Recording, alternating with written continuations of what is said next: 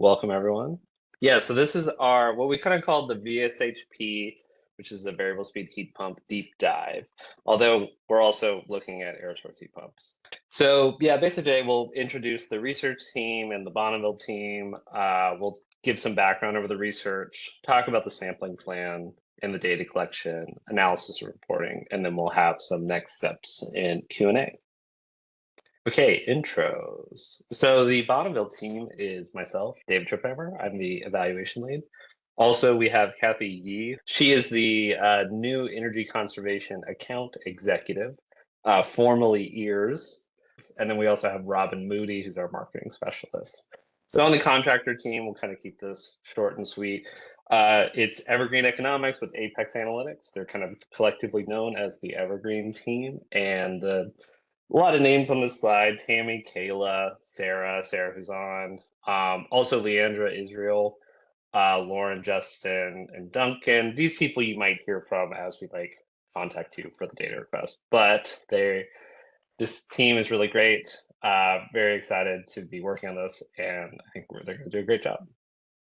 Okay, a little bit about the background. So the objective of this, basically what we want to do is we want to estimate energy savings for conversions and upgrades of variable speed heat pumps and air source heat pumps by using advanced metering infrastructure data, so AMI data, to overcome the drawbacks of previous research efforts. So that's what we're doing today. And the rest of this will kind of explain the data request, the reasoning why, and what we hope to gain out of this study, but kind of dive in a little bit deeper onto the previous research efforts. So in 2025, we published a study using data from 2023 on air source heat pump and variable speed heat pump billing analysis. So that was done with monthly billing data. Monthly billing data, useful in a lot of areas. It's easy to pull. The data request, much smaller files, much easier to pull. People are kind of used to working with it. But when you do it that way, and this is what we found a high variation in savings. And when there's high variation in savings, we don't have super good insight as to why, because we're looking at savings, or we're looking at energy usage over the month.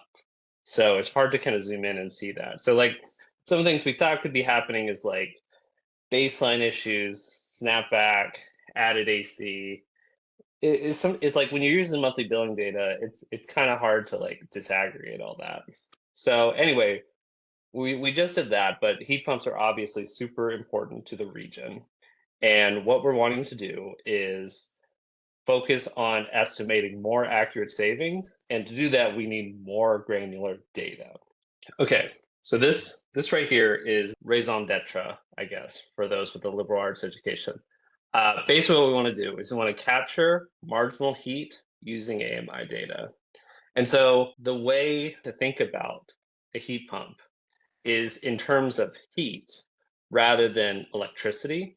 And so the unit of heat that we're using is kilo British thermal units, or just kBTUs, or sometimes just BTUs. So basically, if we kind of go over to the left, let's kind of assume, and when I say assume, I mean that other field studies where we are directly measuring the heat output, heat pumps, show this. So I'm not making this up. This is based on field studies. Let's assume that in the post period, the new heat pump provided 120,000 kBTUs of heat throughout the year. What we can do actually is estimate the amount of heat that the electric resistance. So if this is a conversion, we can estimate that the amount of heat that the electric resistance provides. And again, let's say it's about 100,000 kBTUs. So basically, the heat pump provided 20,000 more kBTUs of heat.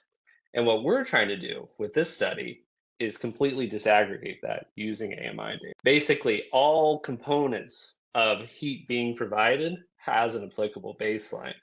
And the way this ties into monthly billing data is that monthly billing data, again, is easy to request, but it lacks detail. And again, we know from field studies and surveys that when people convert from a electric resistance, furnace or whatever, to a heat pump, they're usually providing more heat in the post period. And with monthly billing data, we can actually tell if the heat pump is not performing well, right? Sometimes heat pumps that get installed don't perform well. They're using electric resistance or backup heat way too much, or if it's displacing other heat. So like in the Northwest and a lot of portions of the Northwest where there's not, you know, a ton of like natural gas availability, a lot of times people have propane or wood furnaces that they will be, or wood stoves that they will be, burning in addition. So like if you have a heat pump, all of a sudden it's a lot more convenient to run your heat pump longer as opposed to running your wood stove. With all of this, we can disaggregate this with AMI data. At least that's the goal of the study. And that's why we're kind of coming to you here, is because we need AMI data and it is a bigger request. But two things. One, the way this is kind of presented is that with monthly billing data, this like snapback is kind of a penalty. In this scenario, and this actually logic is consistent for those who are familiar with like the RTF. This logic is consistent with the way that the RTF treats added cooling. So they don't penalize you for adding cooling. They say, well, you would have gotten a AC anyway, probably would have been less efficient. So, we'll kind of make up a baseline. Essentially what we're doing is for that additional heat, we're making up a baseline. We're saying, well, the person, instead of getting a high efficiency heat pump, may have gotten a baseline heat pump to provide that additional heat.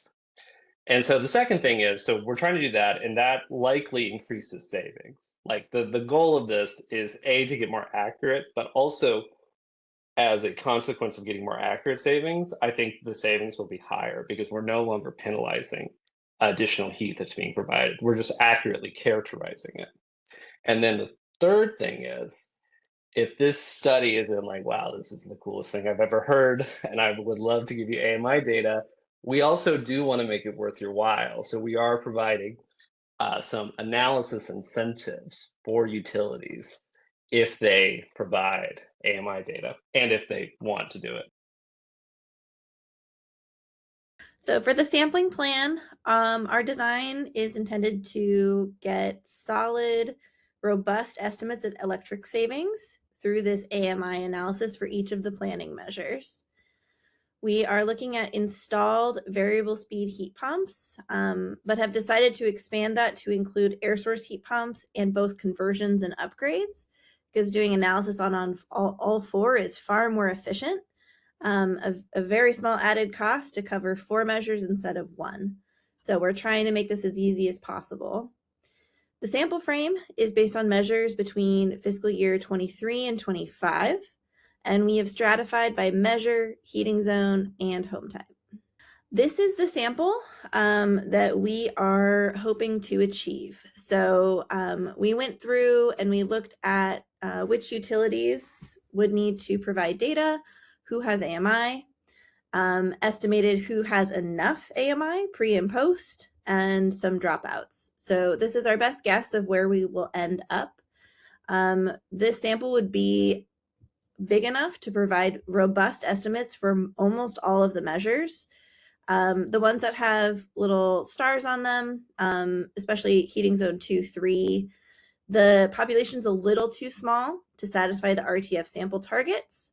We're just going to get as many as we can in that area and then do some additional analysis to try to explain how those heat pumps look similar and how they look different from some of the others. But you'll notice the ends are really big. We think we can actually pretty efficiently analyze a lot of heat pumps here. It's one of those where the incremental cost of getting AMI for one more customer is relatively small. So we're hoping that this is going to lead to a pretty large sample. So these are the specific utilities that we are explicitly requesting data from. These are utilities that have a good sample of heat pumps in the time period that we expect with pre and post AMI. And if we were to get data from all of these utilities, we would easily have enough to conduct some solid analysis. If there are any utilities not on this list who are interested in participating and have AMI data, we would love to include you. You are by no means excluded from this, and you're still eligible for the incentives that we're going to talk about at the end. These are just specifically utilities that we are trying to prioritize getting data from. So the data collection process, we've kind of teased that it might be a little bit more involved moving forward. I'll kind of summarize it and then we'll go back to the details of it all. After this webinar, we will send an email to all the sampled utilities, plus anyone else who raises their hand and says that they're dying to participate, with some detailed requests. We'll follow up with some AMI data discussions. So talking to you directly or to your IT team, your data team, whoever needs to be involved to clarify the request and to help y'all pull it and transfer it over to us. We have some secure file sharing mechanisms, and so we'll walk you through the process of what that will look like. And then ultimately, y'all will send the data over, and another note there that we'll have a specialist available to help with that process as well. Quick disclaimer that data security is a priority for us. Your data is protected by our contract with BPA, but we are also willing to work with you to make you feel more comfortable about the data transfer. So whether that means using your own proprietary secure file transfer option or an additional optional NDA with Evergreen Economics or with Apex Analytics directly, we'd be happy to do that. And just a note that we'll always be using anonymized data and removing customer PII when we don't need it. All right, and diving into the request itself. So Sarah mentioned kind of the covered measures that we'll be requesting. What we actually need for each of those installations is 15-minute or hourly AMI data, all the way back to 2022 to the most recent cycle available. To support that analysis, we need some supplemental information like move-in, move-out information, rate code, anything special going on with your data that we should know about. We'll also be requesting customer contact information. This is an optional add-on for mailing address, email, and phone number.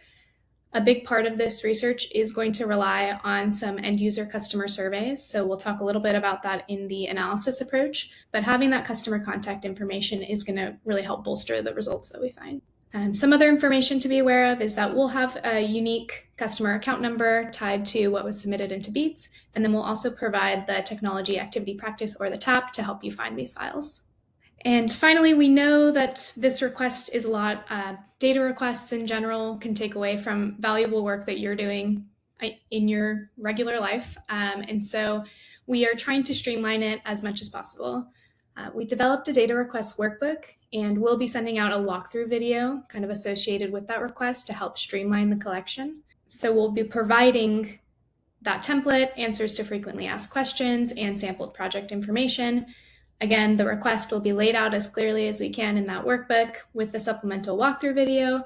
And then finally, pulling AMI data might have a learning curve compared to billing data requests that you filled in the past. And so we'd also like to offer some one-on-one help with our data experts to walk you through the request. We can either talk directly to you, your IT teams, your data teams. This could include a simple dialogue, email, phone, Zoom call, whatever you need to help understand the questions that we're asking, or it can be as in-depth as hopping on, helping you program manual tasks to be automated, making the pull itself easier, less costly, less time sensitive. So when we send the request out, we're happy to set up a follow-up call to any of y'all that want to take advantage of that. So there's three main components of our analysis. First, we'll be using data from a high-performance, high-capacity pilot study, as well as NEA's home energy monitoring study, where they have site-level and sub-metered data. So you can see not only how the household load changes, but how the actual heat pump is contributing to that load. We'll be using those two data sources to train models to estimate the actual efficiency of program installed heat pumps and help account for some of that variability in usage, baseline factors, and other conditions in the home. So it's a very robust data source, and we can use it to kind of get a head start at understanding what trends at the site level indicate about what's going on within the home, doing that disaggregation. Second, we have some participant AMI analysis. This is where we are requesting your data. so that we can apply what we learned in that first stage of analysis to the population of heat pumps installed in the region. The third item is, as Kayla mentioned, participant end user surveys. Those will help us more accurately assign updated savings values, understanding the factors that are influencing their usage, including things like whether they are offsetting other fuels that were being used in the home, as well as changes in things like health, comfort, and safety. This is the AMI analysis process. So we will review the data that you provide, develop an initial standardized model, assess those model inputs, and incorporate any additional data that's needed from external sources, run the model, and estimate savings. It's a pretty standard pathway. The survey, so as a reminder, really the purpose of this is to understand factors that are impacting household load shapes. So if your customers were using other fuels like wood in the baseline, then the heat pump is potentially displacing more than just the prior electric use. And if we know about it, then we can adjust for it. And you would no longer be penalized for seeing this massive increase in electric load because the heat pump's actually doing more work than we thought it would need to. So that's just one example of what you can get from a survey that we can't see from AMI alone. The approach to the survey, we are going to follow the approved communication protocols. If you're interested, you can review and approve these yourselves. We'll be doing mixed mode recruitment to get as high a response rate as possible with mail, email, and phone. That's why we're asking for so much contact data. We'll be paying respondents for their time. The survey itself will ask about changes in behavior after the installation, other kinds of equipment use before and after, such as a room AC that may or may not have been displaced, other forms of heat that have been displaced, like a wood stove, health, comfort, safety impacts, and satisfaction. Yeah, so let's talk next steps, and we'll have a Q&A kind of at the end. So today we have the webinar, which also serves as the first webinar where we are officially energy conservation. So we timed that perfectly. This week, Evergreen will be sending a data request, and we're aiming to have utilities provide data by April 24th. And then in April through June, we will be following up, with questions or other things that kind of come up during the data request. Yes, next slide. So also kind of an overview of the research. So, again, aiming to have the participant AMI analysis in May, the participant survey data collection starting in June, also in June. So there's kind of, as Sarah mentioned, there's kind of like two parts to the analysis. There's us looking at the high performance, high capacity heat pump study and the HIM study. So we're going to report on those findings in June. And then in summer or early fall, we're going to be reporting on the combined findings of everything. So like we said, we are offering, besides the fact that this is a really cool study, we are also offering you analysis incentives. So I'll kind of like give an overview real quick, and then Sarah will kind of go into detail. But basically what we're going to do is we're going to let utilities pick. Do you want us to like look at your heat pump load shapes and like the operating costs? You want us to kind of get some energy usage metrics? We can identify the proportion of customers with electric heat or AC. We can do kind of an energy burden analysis, and then we can also get like customer load profiles. Some of these require additional data requests. So like, for instance, in our experience, the hard part is like setting up a pipeline to like make AMI data requests. But once you have that, it's much easier in subsequent requests. So some of them are like, hey, if you want to give us more AMI data, we can do more analysis for you, or we can just use the data that we have, or we can use publicly available census data. And we also have very cool maps now that we could plot and show you where your customers are that have these things. So first option is load shapes. These are specifically heat pump load shapes where we would use local weather conditions and your utility's rates to give you an estimate of the hourly load shape for that heat pump over the course of the year. So you can see where you would be adding electric load potentially, or where you would see savings. And then we can also use that to estimate the bill impacts the customer would achieve if they transition to a heat pump, again, specific to your region, so that it's not just looking at a BPA average. You'll get a little more information to work with here. Second option is some more broad energy usage metrics. This could include things like the heating and cooling load, base load, discretionary, evening ramp, really taking your AMI and then turning it into a series of metrics to help you better understand how your customers are using energy, whether you have a lot of electric heating going on, whether most of the load is actually discretionary and potentially something that could be offset. So these can be helpful for targeting customers, prioritizing measures, and updating baseline assumptions. Third option is to give you the percentage or even a list of customers that are using electric heat and those that are using air conditioning. So again, useful for targeting customers, especially those with inefficient air conditioning. See who is ready for that heat pump message of how to make this more efficient. You can also see, okay, if they're not electric, what fuels do we think they're using? So it can really lead to a lot more insight into what's going on. Also using it to update those baseline assumptions. One of the analysis approaches we're offering that doesn't use any AMI data from you, so no additional work on your end to put this together, is energy burden analysis. So energy burden is the ratio of energy bills or energy costs to household income. And it's an affordability metric that can be very helpful to see how affordable your utility bills are. What proportion of your customers are likely struggling to pay their bill, and potentially where those customers are located. So again, you can help target customers for energy assistance offerings like weatherization, bill assistance, and grants. The last option is a little bit fancier. This one's using your AMI data to generate customer load profiles. So this is a way of segmenting your data to give you a little more insight into what some typical load shapes are in your region and how many of your customers fall into each of those segments. So this uses a machine learning algorithm called k-means clustering to identify patterns in load shapes and group them together. And then we do some additional analysis to link those load shapes to known characteristics of the home, like if they are potentially, in a cluster of single family homes with high occupancy, or if this is a cluster of multifamily homes, so these are likely renters.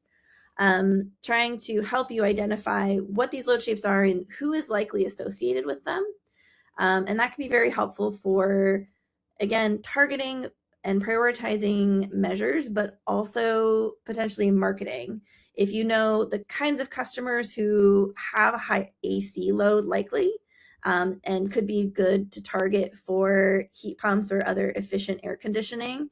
If you also know the home type and demographic breakdown of those customers, your marketing team is likely able to make a more tailored message for them. This is just those same 5 metrics laid out, and this one includes a column showing the data needs. So the first and fourth only require public data, so there's no additional effort for you to pull AMI if you're concerned about sample size. Then the other 3 do need some additional AMI from you in order to make those metrics tailored to your region. That is it.